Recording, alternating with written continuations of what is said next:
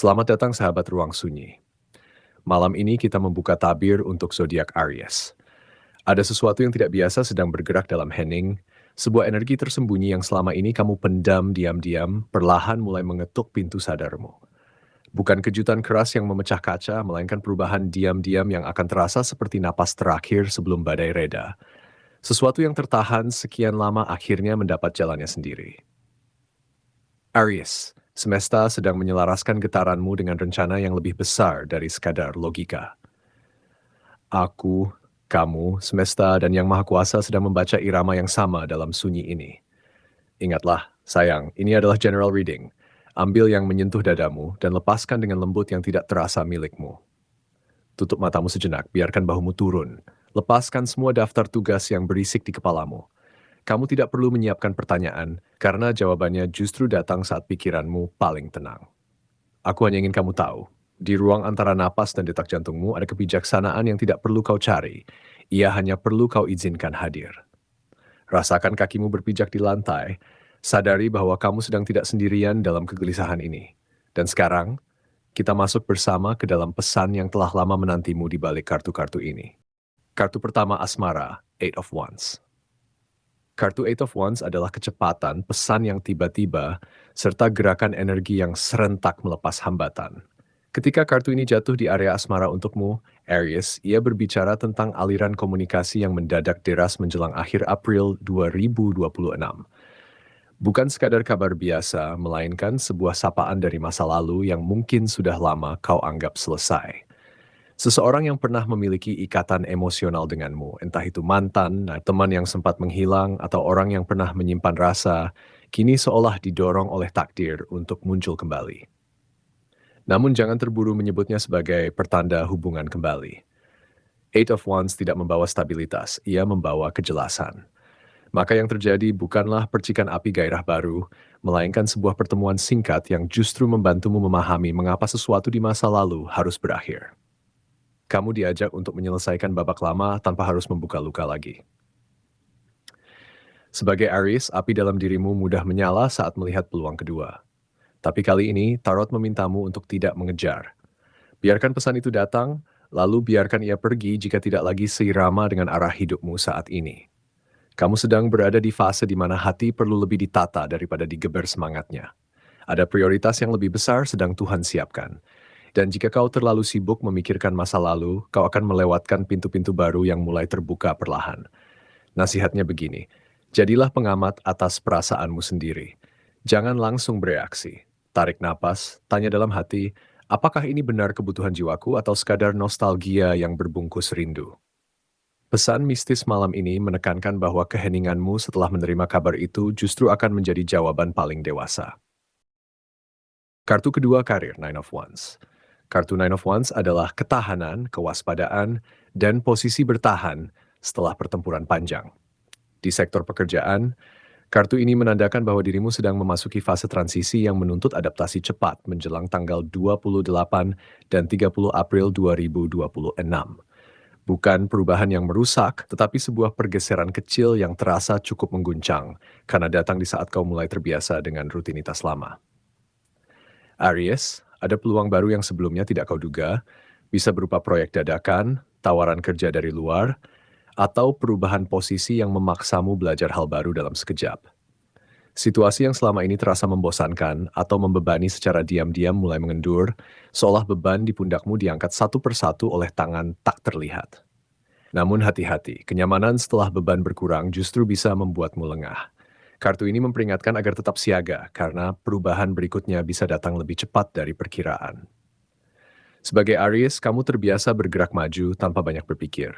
Tapi kali ini, Tarot menyarankan pendekatan berbeda. Amati dulu, lalu serang. Jangan buru-buru menolak tawaran kecil hanya karena tampak tidak spektakuler. Peluang di sekitar tanggal tersebut seringkali menyamar sebagai pekerjaan tambahan yang remeh, padahal di dalamnya tersimpan koneksi penting. Energy Nine of Wands juga berbicara tentang kelelahan yang hampir kau rasakan, seperti tentara yang tetap berdiri meski perisainya retak. Maka nasihatku untukmu, rawat semangatmu seperti kamu merawat api unggun di tengah hujan. Jangan padamkan karena lelah, dan jangan biarkan terbakar habis karena ambisi buta. Istirahatlah sejenak di sela kesibukan, karena justru dari keheningan itulah kamu akan tahu langkah mana yang paling menguntungkan. Pesan dari kartu ini adalah bahwa kegigihanmu selama ini sedang dihargai semesta, dan pintu kecil yang sedang terbuka itu layak kau masuki perlahan. Kartu ketiga keuangan, Nine of Pentacles. Kartu Nine of Pentacles adalah kemandirian, kecukupan yang elegan, serta rezeki yang datang dari hasil sendiri atau dari koneksi yang tidak disangka-sangka. Untuk urusan finansialmu, Aries, kartu ini menjadi titik paling bercahaya dalam pembacaan kali ini.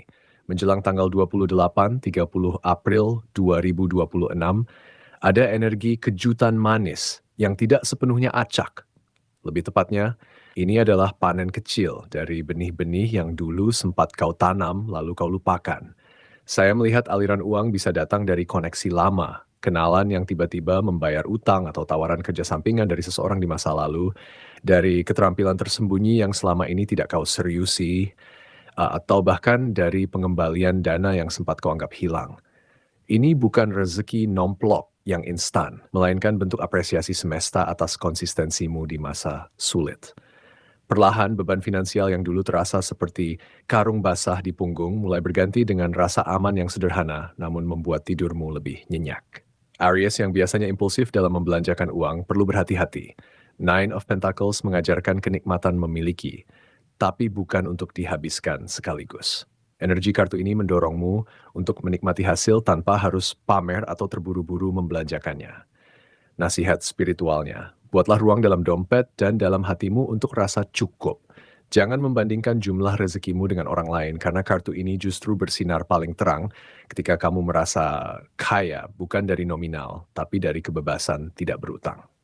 Pesan khusus untukmu, si domba berapi-api. Jangan langsung mengubah gaya hidup hanya karena ada tambahan. Biarkan uang itu beristirahat dulu di rekening tabungan atau instrumen kecil yang aman.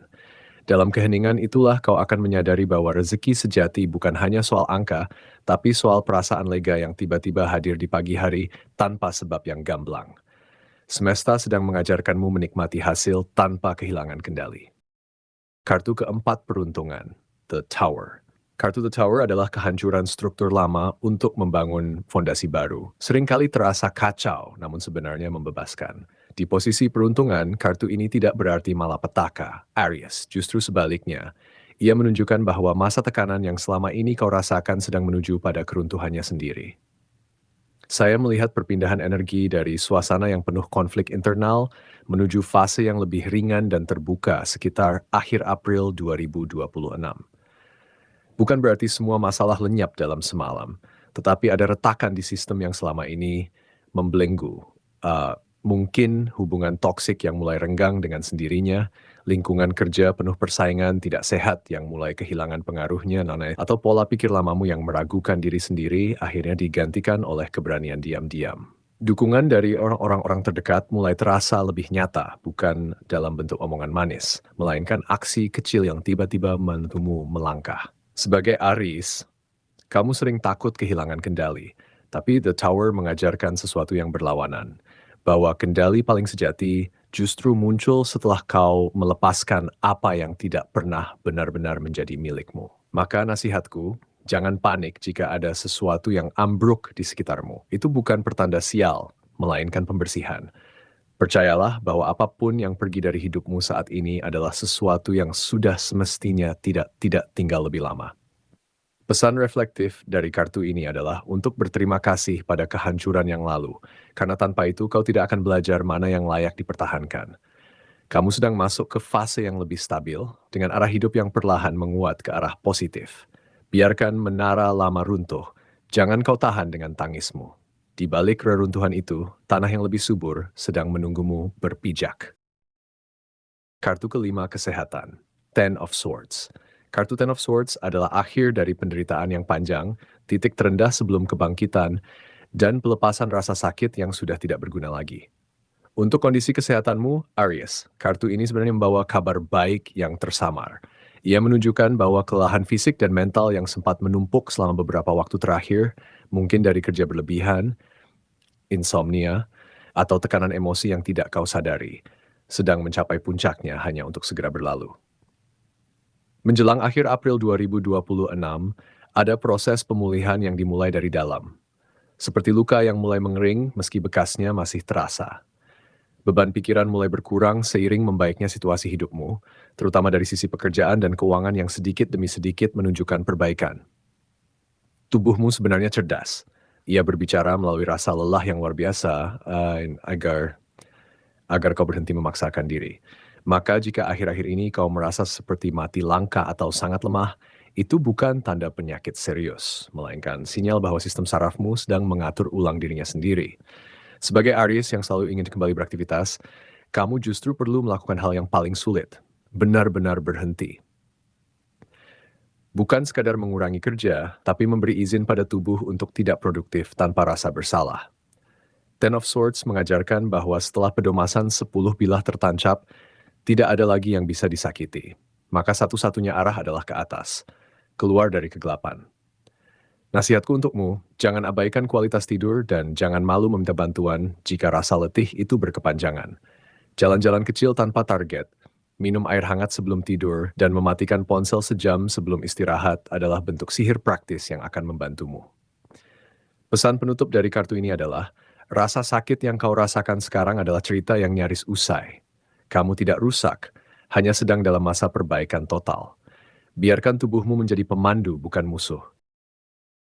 Terima kasih sudah menyempatkan diri berada di ruang sunyi bersama saya.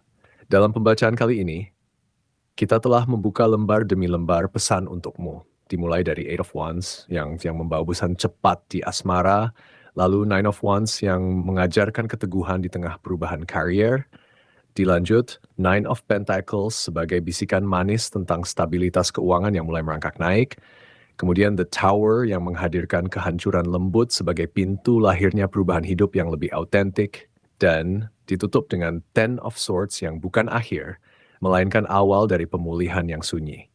Semua energi itu telah saya rangkai dalam ruang ini untuk kau bawa pulang dengan hati yang lebih lega. Jika suara ini terasa dekat dengan jiwamu, jangan ragu untuk berlangganan di ruang sunyi, karena masih banyak pesan dari semesta yang menanti untuk dibisikkan di video-video berikutnya. Sampai jumpa di hening yang lain, dan ingatlah, kamu tidak sendirian.